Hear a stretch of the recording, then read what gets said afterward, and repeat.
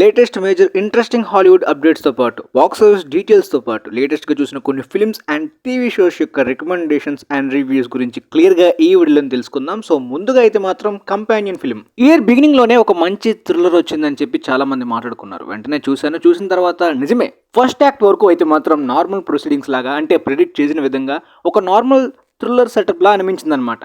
Even మీరు trailers కానీ ఫిల్మ్కి సంబంధించిన టీజర్స్ కానీ ఏమీ చూడకండి, ఎందుకంటే చాలా వరకు స్పాయిలర్స్ రివీల్ చేస్తారు. ఆ సర్ప్రైజింగ్ అనేది మూవీలో మిస్ అవుతుంది. నా ఫ్రెండ్ సజెస్ట్ చేసినట్టు టీజర్ ట్రైలర్స్ చూడకుండా చూసినప్పుడే నాకు మొదటి యాక్ట్లోనే చాలా వరకు ప్రిడిక్టబుల్గా కొన్ని ప్రొసీడింగ్స్ ఆల్రెడీ ఇంతకు ముందు ప్రీవియస్ థ్రిల్లర్స్లో చూసినట్టు ఒకే లైన్లో ఆ ఫీల్ వచ్చింది. కానీ తర్వాత నుండి జరుగుతున్న ప్రొసీడింగ్స్ కానీ ఆ సర్ప్రైజింగ్ మూమెంట్స్ కానీ చాలా బాగా ఇంప్రెస్ చేసాయి. నార్మల్ థ్రిల్లింగ్ మూమెంట్స్ తోటి అంటే ఒక ఎంగేజింగ్ ఫ్యాక్టర్ని మెయింటైన్ చేస్తూ సర్వైవ్ అవ్వలేదు. యూనిక్ ప్రొసీడింగ్స్ అండ్ రైటింగ్స్లోని ఆ పోర్షన్స్ అనేవి చాలా బాగా సెట్ చేసుకున్నారు.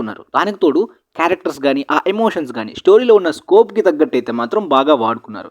ఫైనల్ యాక్ట్ వరకు ఆ జస్టిఫికేషన్ బాగా జరిగింది. పొరపాటున మీలో చాలా మంది ట్రైలర్ని చూసినట్టయినా సరే ఇంకా ఫిలింలోని extra unique factors and surprising ఎలిమెంట్స్తో పాటు మంచి క్యారెక్టర్స్కి ఎమోషన్స్కి జస్టిఫికేషన్ జరిగింది కాబట్టి సాటిస్ఫాక్షన్ ఉంటుంది. బట్ ఫిలిం మీకు థ్రిల్లర్ జానర్ బాగా నచ్చినట్టయితే మిస్ అవ్వకుండా చూడాల్సిన ఫిలిం కాబట్టి మళ్ళీ ట్రైలర్స్ చూడాల్సిన అవసరమే లేదు, డైరెక్ట్గా మూవీని చూసేయండి. అండ్ అన్ని టైప్ ఆఫ్ ఆడియన్స్కి కూడా పక్కాగా ఈ సినిమా ఇంప్రెస్ చేస్తుంది. నా రికమెండేషన్ ప్రకారం ఈ ఫిలింకి నేను ఇచ్చే రేటింగ్ 8.2/10. బట్ థ్రిల్లర్ జానర్స్ అనేవి రిపీట్స్లో చాలా వరకు కష్టమవుతుంది, ఎందుకంటే ప్లాట్ అనేది లిమిటెడ్గా ఉంటుంది, ఎక్స్ప్లోర్ అవ్వడం కష్టం కాబట్టి ఆ జానర్ లిమిట్స్ మనకు తెలుసు.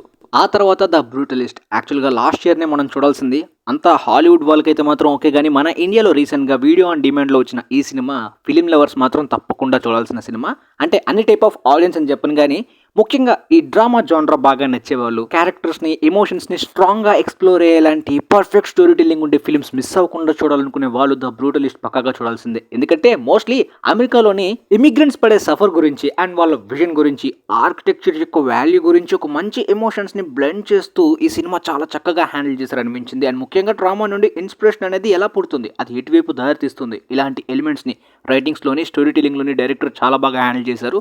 అండ్ అంతే న్యాచురల్గా ఏడ్రియన్ బ్రోడీ లాంటి యాక్టర్ని ఫిల్మ్లు తీసుకుంటే చాలా చక్కగా జీవించేస్తారనమాట. నేనైతే లిటరల్లీ లాజ్లో క్యారెక్టర్ ఒక రియల్ లైఫ్ స్టోరీని బేస్ చేసుకున్న క్యారెక్టర్ ఏమో అనిపించింది. అంత న్యాచురల్గా రియల్గా క్యారెక్టర్లో ఇన్వాల్వ్ అయిపోయి జీవించేశారు ఆయన. దాంతోపాటు గాయ్ పియర్స్ గారు కూడా స్క్రీన్ మీద ఆయన ప్రెజెన్స్ అయితే మాత్రం ఒక డిఫరెంట్ యాటిట్యూడ్ని మ్యానరిజమ్స్ని మెయింటైన్ చేస్తుంది. కాబట్టి క్లియర్గా ఆడియన్స్ అట్రాక్షన్ ఆయన పర్ఫార్మెన్స్ వైపు క్లియర్గా వెళ్ళిపోతుంది స్క్రీన్ మీద కనిపించినప్పుడల్లా కూడా. మూవీ స్టోరీలో ఉన్న ఫిలాసఫీ అయితే మాత్రం సినిమాటోగ్రఫీ చాలా డీప్గా చూపించారనమాట. సినిమాటోగ్రఫీ కొన్ని షార్ట్స్ కానీ ఆ సెట్ పీసెస్ చాలా న్యాచురల్గా ఉంటాయి. సౌండ్ మిక్సింగ్, బ్యాక్గ్రౌండ్ స్కోర్ కూడా కొన్ని ఎలిమెంట్స్లో చాలా బాగా వర్క్ అయ్యాయి, ముఖ్యంగా ఎమోషనల్ సీన్స్లో అనమాట. విజువల్గా కూడా అంతే ఇంప్రెస్ చేస్తుంది. ఫైనల్గా ఈ ఫిల్మ్కి నేను ఇచ్చే రేటింగ్ 8.5/10. మూవీలో ఎమోషనల్ స్కోప్కి ఫైనల్ యాక్ట్లో ఎక్స్ప్లోర్ చేయాల్సిన కొన్ని ఎక్స్ట్రా ఎలిమెంట్స్ కాస్త మిస్ అయినట్టు అనిపించింది, అదొక్కటే మైనస్ పాయింట్. రెగ్యులర్ ఆడియన్స్కి అయితే మాత్రం కొద్దిగా ఫస్ట్ యాక్ట్ సెటప్ వరకు కన్ఫ్యూజన్గా అనిపించవచ్చు. ఆ తర్వాత ఆ స్క్రీన్ ప్లే ఎలిమెంట్స్లోని ఆ క్లియర్నెస్ అనేది, క్లారిటీ అనేది వస్తుంది. ఆ తర్వాత సెకండ్ యాక్ట్ కి కంప్లీట్ గా ఫిల్మ్ లవర్స్ అయితే డీప్ గా ఇన్వాల్వ్ అయిపోతారు. అలాంటి మ్యాజిక్ ఉంది స్టోరీ టెల్లింగ్ లో. ఇక 2019 లో వచ్చిన నజా ఆల్మోస్ట్ చైనాలోని హైయెస్ట్ గ్రాసింగ్ ఫిల్మ్స్ అన్ని కూడా నేను చూసేసాను గైస్. కానీ యానిమేటెడ్ ఫిల్మ్స్ నేను తక్కువగా చూస్తుంటాను, చాలా రేర్ గా చూస్తుంటాను అనమాట, కొన్ని మాత్రమే. అండ్ సమ్ టైమ్స్ థియేటర్స్ లో కూడా చూస్తుంటా.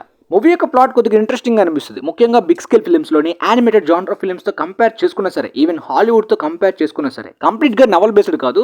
అండ్ చైనా యొక్క ఏన్షియన్ మిత్ హిస్టరీని కూడా చాలా పర్ఫెక్ట్గా అడాప్ట్ చేసుకున్నారు కాబట్టి చాలా మంది రిలేట్ అవుతారు స్టోరీ టెల్లింగ్లోని. రెగ్యులర్ పాప్కార్న్ ఎంటర్టైన్మెంట్ మాత్రమే కాదు, ఎక్స్ట్రా ఇంప్రెసివ్ ఎలిమెంట్స్ కూడా చాలా వరకు ఉంటాయి. అంటే ఫెమిలియర్ ట్రూప్స్ ఉన్నప్పటికీ కూడా ఇంప్రెస్ చేసే ఎలిమెంట్స్ బాగా ఇంప్రెస్ చేస్తాయి. అండ్ ఆ యాక్షన్ విజువల్స్ అనేవి ఏ మాత్రం కూడా హాలీవుడ్ స్టాండర్డ్స్కి తీసిపోవు అనే రేంజ్లో కనిపిస్తాయి. లో బడ్జెట్లోని చైనా, జపాన్ వల్ల అయితే మాత్రం హాలీవుడ్ రేంజ్ క్వాలిటీ ప్రొడక్ట్స్కి క్లియర్గా అంటే ఒక కాంపిటీషన్ ఇస్తున్నట్టు కనిపిస్తుంది. బడ్జెట్ ఇష్యూ కాదు ఇక్కడ. ఇంట్లో డార్క్ రూమ్లో పెద్ద స్క్రీన్లో చూడాలని ఫిక్స్ అయ్యాను, అదే విధంగా చూశాను. చాలా మంచి ఎక్స్పీరియన్స్ అనమాట. వీలైతే మీరు ఫ్యామిలీ కిడ్స్తో కూడా ఈ సినిమాని చూడొచ్చు. అండ్ ఇంగ్లీష్ వెర్షన్ కూడా ఉంది డబ్బుడ్. ఇండియాలో ఓటీటీ ప్లాట్ఫామ్స్లో అవైలబుల్గా లేదనుకుంటా, నేనైతే టోరెంట్స్లో చూశాను. పోతే ఫిల్మ్లో నాకు అనిపించే ప్రాబ్లం ఏంటంటే చాలా వరకు కొన్ని చోట్ల ఫెమిలియర్ ట్రూప్స్ ఉంటాయి, అంటే ఆల్రెడీ చాలా వరకు ఫిల్మ్స్లో మనం చూసేసినట్టు. దాంతోపాటు ఎమోషనల్ యాంగిల్ ఫిల్మ్లో చాలా బాగా వర్క్ అయింది, కానీ కామెడీ యాంగిల్ నాకైతే వర్క్ కాలేదు. ఆ స్లాప్ స్టిక్ హ్యూమర్ అనేది చాలా వరకు కిడ్స్ని టార్గెట్ చేసే విధంగా బాగా చీప్గా అనిపించింది, అంటే బాగా లో యాంగిల్లో అనిపించింది, అంతగా వర్క్ కాలేదు. అండ్ అది అవసరం లేదు, కొద్దిగా అన్కంఫర్టబుల్గా అనిపించింది కొన్ని మూమెంట్స్లో. అదే బిగ్గెస్ట్ మైనస్ అనిపించింది. డెఫినెట్లీ పార్ట్ 2 ఒకవేళ థియేటర్స్లో రిలీజ్ చేస్తే మాత్రం పక్కాగా చూడాల్సింది అని ఫిక్స్ అయిపోయాను అనమాట. ఎందుకంటే పార్ట్ 1లోనే విజువల్స్ ఆ రేంజ్లో ఉంటే పార్ట్ 2కి బడ్జెట్ని కూడా పెంచారు. మరి ఇప్పుడు జనాలు ఆ విధంగా థియేటర్స్కి ఎగబడుతున్నారు చైనాలో అంటే ఏ రేంజ్లో ఉందో.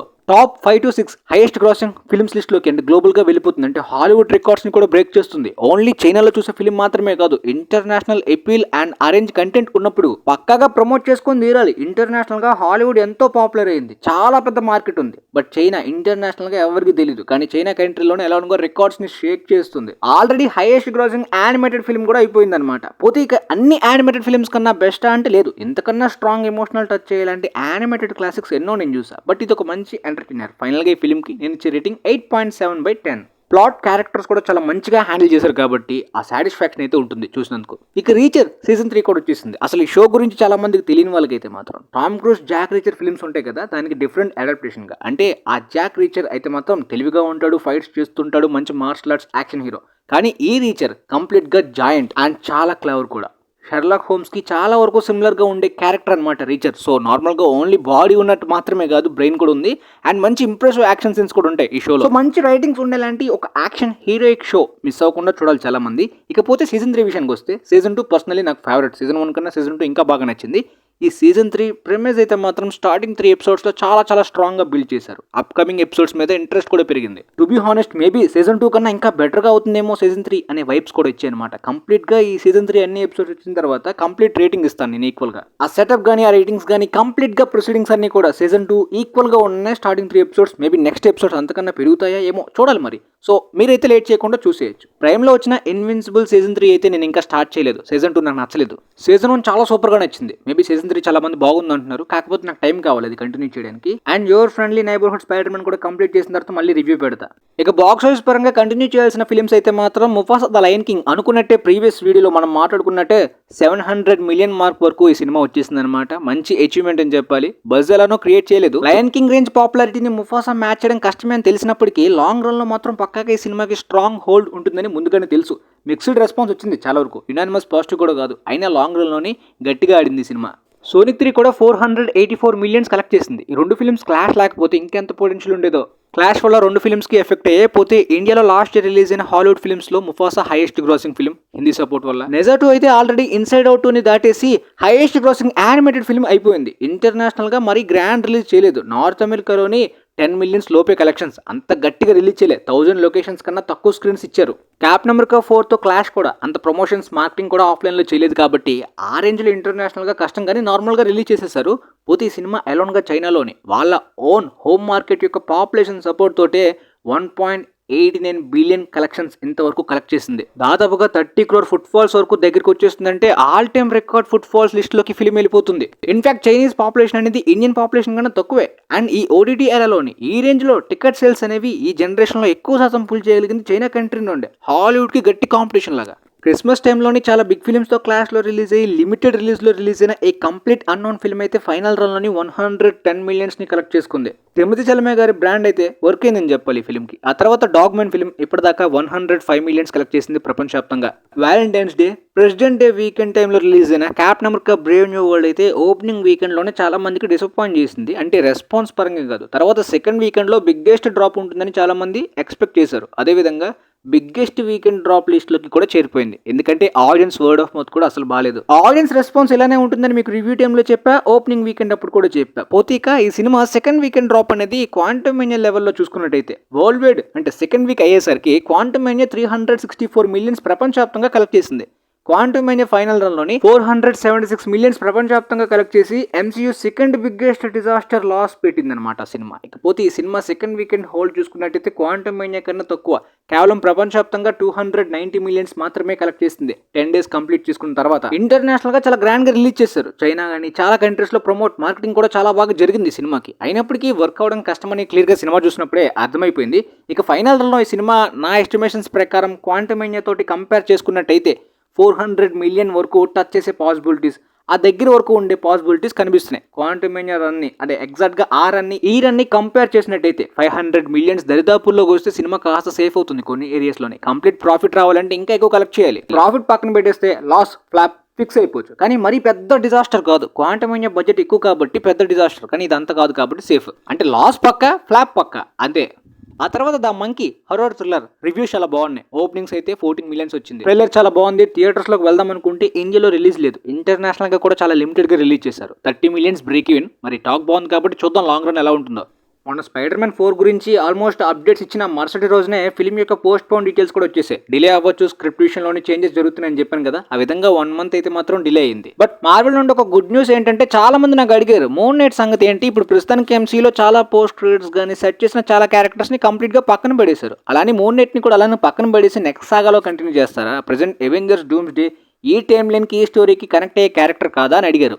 అలా పెడితే కంప్లీట్గా డిసప్పాయింట్ అవుతారు. ఎందుకంటే ఈ సాగాలో చాలా మందికి నచ్చిన మినిమం క్యారెక్టర్స్లోని మూన్ నైట్ చాలా మందికి నచ్చింది, కనీసం దాని మీద క్లారిటీ లేకపోతే డిసప్పాయింట్ అవుతారు. సో మొత్తానికి మూన్ నైట్ రిటర్న్స్ గురించి మార్వెల్ ప్లాన్ చేస్తుంది, గుడ్ న్యూస్. కాకపోతే సీజన్ 2 గురించి కాదు, ఎంసీయూ స్టోరీకి, ప్రెసెంట్ ఎంసీయూ స్టోరీకి ఒక ఫిల్మ్లో అయితే మూన్ నైట్ క్యారెక్టర్ని తిరిగి తీసుకొచ్చి ఈ సాగాలో మెయిన్గా కొద్దిగా ఇంపార్టెన్స్ ఉన్నట్టు చూపిస్తారు. అప్కమింగ్గా డికాప్రియో స్కోర్సెసీ గారి స్కెడ్యూల్స్ ప్రకారం the devil in the white city film తీయడానికి రెడీ అయిపోయారు అనమాట. అండ్ మొత్తం ఒక బయోపిక్ కానీ, దాంతోపాటు థియేటర్ బయోపిక్ కానీ, మేజర్ ఫిల్మ్ కానీ, ఈ విధంగా చాలా ప్లాన్స్ ఉన్నాయి. వీళ్ళిద్దరు కాంబినేషన్ కొలాబరేషన్ ఇప్పట్లో ఆగదు. కానీ దానికన్నా ముందు రీసెంట్గా డ్వేన్ జాన్సన్ గారితో ఒక కాంబినేషన్లోని స్కోర్సెసీ గారు ఫిల్మ్ని డైరెక్ట్ చేస్తున్నారు. అయితే ఈ సినిమాలోని డికాప్రియో గారు ప్రొడ్యూసరే కాదు, యాక్టర్ కూడా. ఈ ఫిల్మ్లో ఆయన కూడా యాక్ట్ చేస్తున్నారు, ఎమిలీ బ్లంట్ కూడా. కాకపోతే లీడ్ రోల్ డ్వేన్ జాన్సన్ గారే.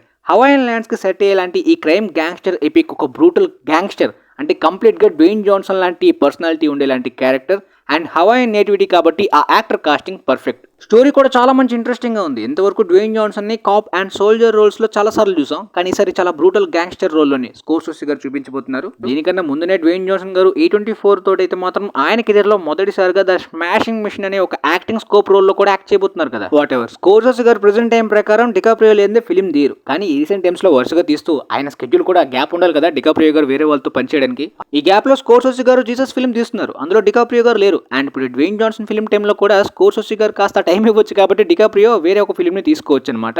ఈ ఫిల్మ్లో మేబీ లియో క్యారెక్టర్ ఒక విలన్ క్యారెక్టర్, లేదంటే ఒక స్ట్రాంగ్ సపోర్టింగ్ రోల్లో ఉండొచ్చు. డ్వేన్ జాన్సన్ లానే టామ్ క్రూజ్ గారు కూడా అప్కమింగ్ ఒక 10 ఫిల్మ్స్ లైనప్లో పెట్టుకున్నారు, చాలా బిగ్ ఫిల్మ్స్ అనమాట. ఆ అప్కమింగ్ బిగ్ ఫిల్మ్స్ అన్నిటికీ కూడా శాలరీ డీల్ ప్రకారం అయితే మినిమం 100 మిలియన్స్ అంటే పే చెక్ ఇనిషియల్గా తీసుకుంటారు, బాక్స్ ఆఫీస్లో పర్సెంటేజ్ అదే విధంగా పెంచుతున్నారు. టాప్ గన్ 3కి స్పేస్ ఎక్స్ ఫిల్మ్ కి మాత్రం చాలా ఎక్కువ తీసుకుంటారు, 150-200 మిలియన్స్ కూడా దాటొచ్చు. హాలీవుడ్ సినీ హిస్టరీలోని ఇలా 100 మిలియన్ సాలరీస్ ని 5 టైమ్స్ తీసుకున్న రికార్డ్ ఆల్రెడీ టామ్ క్రూజ్ది. ఇప్పుడు అప్కమింగ్ అవి దాటిపోతున్నాయి. 1980s నుండి ఇప్పటిదాకా ఆయన లెగసీని ప్రెజెంట్ జనరేషన్ స్టార్స్ మ్యాచ్ చేయడం కష్టమే. క్రిస్టోఫర్ నోలన్ గారు కాస్త ఇబ్బందిని ఫేస్ చేయాల్సి వస్తుందేమో మరి, ఎందుకంటే అప్కమింగ్ నెక్స్ట్ ఇయర్ జూన్ లో ప్లాన్ చేసుకున్న ఈయన ఫిల్మ్ కి ఆల్రెడీ స్పైడర్ మ్యాన్ 4 అడ్డు తొలగిపోయింది, క్లాష్ నుండి తప్పుకుంది. కాకపోతే స్టీవెన్ స్పిల్బర్గ్ గారి ఆ UFO based film upcoming same June మంత్లో రిలీజ్కి ప్లాన్ చేసుకున్నారు. ద ఒడిసీకి చాలా మంచి హైప్ బిల్డ్ అవుతుంది అండ్ ద ఒడిసీ మీద పాపులారిటీ కూడా చాలా బాగుంది. అయితే ప్రెసెంట్ టైం ప్రకారం నోలన్ గారి మార్కెట్ స్పిల్బర్గ్ గారి కన్నా ఎక్కువగా కనిపిస్తుంది. స్టీవెన్ స్పిల్బర్గ్ గారు ఒకప్పుడు లెజెండ్ అయినప్పటికీ ప్రెసెంట్ మార్కెట్ డామినేషన్ తగ్గింది అండ్ ఈ ఫిల్మ్లో కాస్టింగ్ కానీ ఆ ఒడిసీ పాపులారిటీ సో స్పిల్బర్గ్ గారి ఫిల్మ్కి ఎఫెక్ట్ అయ్యే అవకాశం ఉంది. కానీ రెండింటికి ఎఫెక్ట్ ఉంటుంది, ఎందుకంటే ఐమాక్స్ స్క్రీన్స్ 2 ఫిల్మ్స్కి కావాలి కాబట్టి ఇద్దరు ఒక అగ్రిమెంట్కి డీల్కి వచ్చి క్లాష్ని ఇగ్నోర్ చేస్తే మంచిది. గ్రేటా గార్విక్ డైరెక్షన్లోని అప్కమింగ్ రాబోతున్న నార్నియా ఫిల్మ్స్ అనేవి ఓన్లీ నెట్ఫ్లిక్స్కి మాత్రమే కాదు, అంతకన్నా ముందుగా 50 డేస్ వరకు అయితే మాత్రం థియేటర్స్లో రన్ చేయడానికి చాలా గట్టిగా ఫిక్స్ అయ్యి బిగ్ స్కేల్ ఎక్స్పీరియన్స్ ముందుగా ప్రిఫర్ చేస్తూ స్టార్ట్ చేస్తున్న ఈ ఫిల్మ్స్ అయితే మాత్రం మరొక గుడ్ న్యూస్ ని కూడా రీసెంట్ గా తెలిపారు. అఫ్ కోర్స్ నార్నియా అంటే ఫ్రాంచైజ్, దాదాపుగా 8 ఫిల్మ్స్ ని ఫ్రాంచైజ్ లో ప్లాన్ చేస్తున్నారు. అంటే మనం చిన్నప్పుడు చూసిన ఆ ఓల్డ్ ఫిల్మ్స్ అంత ఫ్రాంచైజ్ అంత ఫిల్మ్స్ గా డెవలప్ అవ్వలేదు, మధ్యలో ఆగిపోయాయి. కానీ ఇప్పుడు నార్నియాకి ఈ నెట్ఫ్లిక్స్ ద్వారా ఆ స్కోప్ తయారైంది అండ్ మంచిగా కుదురుతుంది. ఒకవేళ ఫస్ట్ పార్ట్ బాగా సక్సెస్ అయితే మంచి పొటెన్షియల్ ఉంది. నెట్ఫ్లిక్స్ అని బాధపడాల్సిన అవసరం కూడా లేదు, ఎందుకంటే థియేటర్స్ ప్రిఫరెన్స్ ఇస్తున్నారు కాబట్టి కలెక్షన్స్ బాగా వస్తే అప్కమింగ్ పార్ట్స్ కూడా థియేటర్స్ యొక్క డేస్ అనేది ఇంకా పెంచొచ్చు. అప్పుడు మళ్ళీ ఫిల్మ్ లవర్స్ కి చాలా మంచి బెనిఫిట్ ఈ ఫ్రాంచైజ్ వల్ల. గ్రేటా గార్విక్ గారు మంచి వరల్డ్ బిల్డింగ్ ని కూడా సెట్ చేయొచ్చు. ఇక మరొక గుడ్ న్యూస్ ఏంటంటే కాన్స్టాంటైన్ 2 ఇప్పటి నుండో ప్రయత్నిస్తున్నారు ఈ ఫిల్మ్ ని కంటిన్యూ చేద్దామని చెప్పి. మొత్తానికి రైటింగ్ స్టేజ్ లో ఉందన్నమాట, మొత్తం రెడీ చేసుకున్నారు. ఇక ఫిల్మ్ డెవలప్మెంట్ స్టేజ్ లో ఉంది, ఇక ఎవరు ఆపేది లేదు ఈ సీక్వెల్ పక్కాగా రిలీజ్ చేయడానికి. కంప్లీట్ గా రెడీ స్టేజ్ లో ఉంది అండ్ అందరూ అగ్రీ చేస్తున్నారంటే యాక్సెప్ట్ చేస్తున్నారంటే ఏ ప్రాబ్లమ్స్ లేవంట. కాకపోతే ఇది కంప్లీట్ గా జేమ్స్ గన్ యూనివర్స్ కి ప్రెసెంట్ DCU ఫిల్మ్స్ కి కాకుండా ఓల్డ్ ఫిల్మ్ ఫస్ట్ పార్ట్ యొక్క టైమ్ లైన్ లోనే ఈ సెకండ్ పార్ట్ కూడా కంటిన్యూ అవుతుంది అనమాట.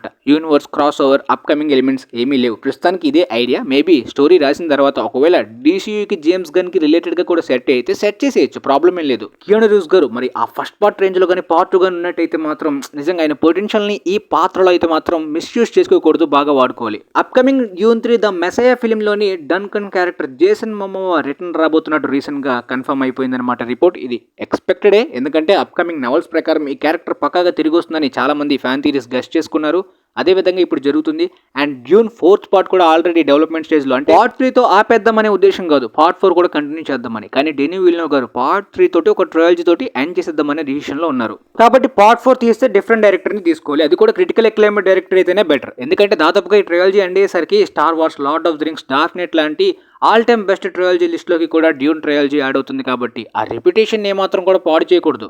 కామిక్ ఫ్యాన్స్కి అదిరిపోయే న్యూస్, రీసెంట్గా జేమ్స్ గన్, జాక్ స్నైడర్ గారు కలిసి డిస్కషన్స్లో ఉన్నారనమాట. అంటే కలిసారు నార్మల్గా ఫ్రెండ్లీగా. సో చాలా మంది స్కూప్స్ ప్రకారం చెప్తుంది ఏంటంటే వీళ్ళిద్దరు డెవలప్మెంట్లోని, అంటే ఈ యూనివర్స్లో జాక్ స్నైడర్ గారు కూడా ఇన్వాల్వ్ అవుదామని చెప్పి, ఈ డీసీలోని జాక్ స్నైడర్ గారి టోన్కి రిలేటెడ్గా ఏదైనా స్టోరీ కానీ ఫిల్మ్ కానీ ఉంటే డైరెక్షన్ ఛాన్స్ కూడా, అంటే ఆయన డైరెక్ట్ చేసే అవకాశం కూడా ఈ యూనివర్స్లో ఒక ఫిల్మ్కి ఉందని రీసెంట్గా రిపోర్ట్స్. సో ఇప్పటిదాకా హేట్రెడ్ స్ప్రెడ్ చేసిన స్నైడర్ బోర్డ్స్ అందరూ కూడా ఇప్పుడు ఈ ఫిల్మ్ కానీ సక్సెస్ అయితే స్నైడర్ గారు వల్లనే మొత్తం అంతా ఈ యూనివర్స్కి హెల్ప్ అయిందని చెప్పి క్రెడిట్స్ ఎలా దొబ్బాలి అనే టార్గెట్లో ఉంటారు ఆన్లైన్లో. నో ఆఫెన్స్, ఇదే జరుగుతుంది ఆన్లైన్లో. వాళ్ళు చాలా టాక్సిక్గా బిహేవ్ చేస్తున్నారు. ప్రెజెంట్ జాక్ స్నైడర్ గారి ఫామ్ చాలా చండాలంగా ఉంది రెబుల్ మూన్ తోటి. అలా అని ఆయన కంప్లీట్గా వర్స్ట్ డైరెక్టర్ కాదు, ఇంతకు ముందు చాలా మంచి ఫిల్మ్స్ ఇచ్చారు. సో ఛాన్స్ ఇస్తే ఛాన్స్ పొటెన్షియల్ వాడుకుంటే చాలా బాగుంటుంది ఆయన కెరీర్కి కానీ, అండ్ కామిక్ ఫ్యాన్స్కి, మూవీ లవర్స్కి, ముఖ్యంగా ఆయన ఫ్యాన్స్కి. ఛాన్స్ ఇచ్చినా వాడుకోకపోతే మరి ఇంకా ఏం చేయలేరు, షెడ్కే.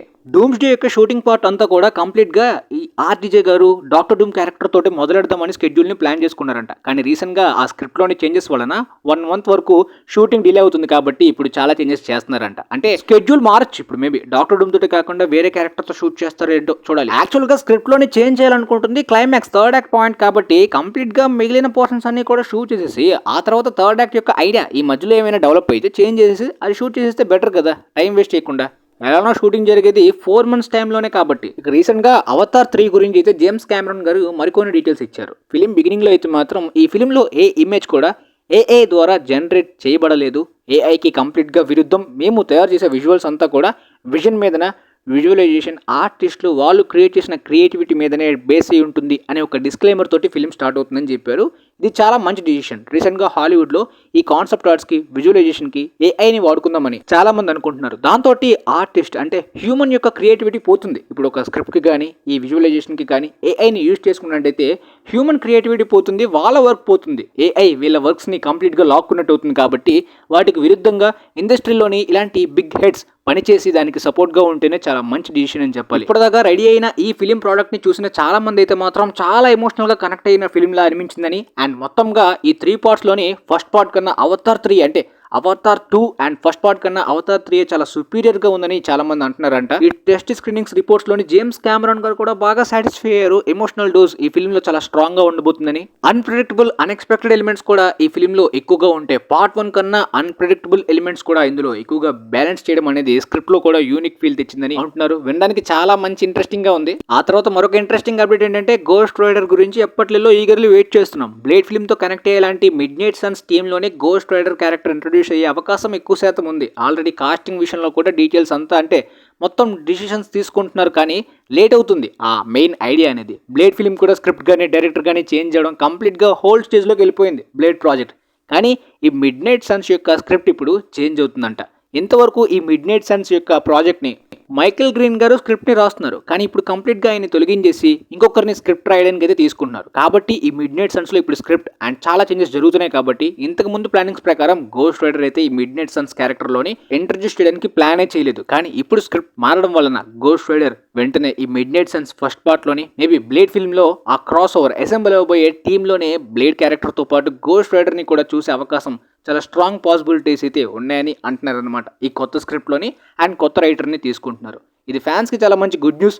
చూద్దాం మరి ఏమవుతుందో. అండ్ రెగ్యులర్గా మార్వెల్, డీసీ, మాన్స్టర్ వర్స్ లాంటి యూనివర్స్కి సంబంధించిన అప్డేట్స్ కూడా వస్తున్నప్పుడు వెంటనే ఛానల్లో పెడుతున్నాను. ప్రెజెంట్ హాలీవుడ్ అప్డేట్స్ కూడా ఎక్కువ వస్తున్నాయి, అన్నింటినీ కవర్ చేస్తున్నాను. మొత్తానికి వచ్చిన అప్డేట్స్ మీకు క్లియర్గా అర్థమయ్యాయి అనుకుంటున్నాను. వీలైతే ఈ వీడియో మీ ఫ్రెండ్స్కి కూడా షేర్ చేయండి. And thanks for watching guys.